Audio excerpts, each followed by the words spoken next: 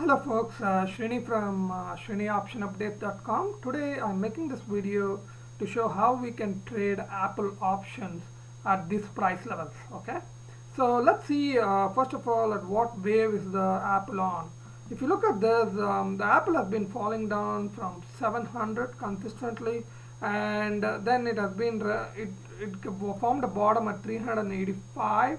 Of course, this is on the weekly charts, and if you look at this, what is happening 385, the first wave was from 385 to 465, like approximately $80, and then the third wave really got extended. It went from 380, then the second wave almost gave up all the gains and came back to 389 if you look at this, and then from there the third wave picked up and it went to 504. Actually it went to the high of $514. Okay, so what we are seeing here is an extended third wave. Okay, now what is going to happen if we have an extended third wave? Usually the length of the fifth wave will be same as the length of the first wave, that is like around $80.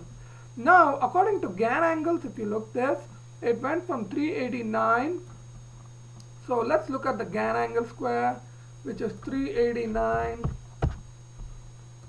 It completed one rotation at 472, and then it went very close to the 180 degrees, which is 516, and the 225 degrees 526. Now this 526 is a very important figure because it is very close to the new rotation which starts at 529. Okay, so what I'm expecting is Apple may get closer to this, but not Apple may get closer to 528, but it may not go beyond that. That's my assumption. So with that assumption, if I take into consideration the fourth wave has been going down, and it yesterday went to a low of 447, right? Now remember, I was saying that it will go up to 528, 529. So if you subtract remember I was telling about the fifth wave will be same as the length of the first wave because the third wave is extended, right? So 529, let's say approximately minus $80, it will come 449. So it definitely went below that, so we might see some so I definitely think we are at the bottom. So the best way to play is now how will the Apple move? If you look at if I drew the Fibonacci line from the bottom of the third wave to the high of the third wave, and if you look at that, it is at the 50% retracement, and that also makes sense that it could have formed the bottom. And if you also see that the moving average 20 is at 450, so definitely it crossed that, so that could act as a support.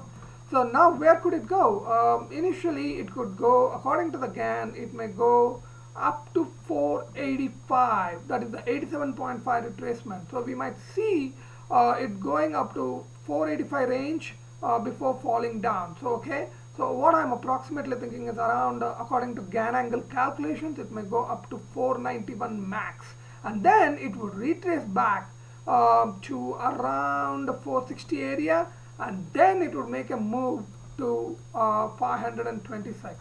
So that's my assumption. So right now I am on October 475 calls so that I can capture this move up to 485, 490, and then later once it falls down, we can capture the move to the big one. Hope this video helps. So definitely take advantage. Definitely this is a good spot to be in Apple to take care of this big move. Again, this is not a recommendation, these are just my thoughts. So if you hope you all are having a great profitable day, and catch you later.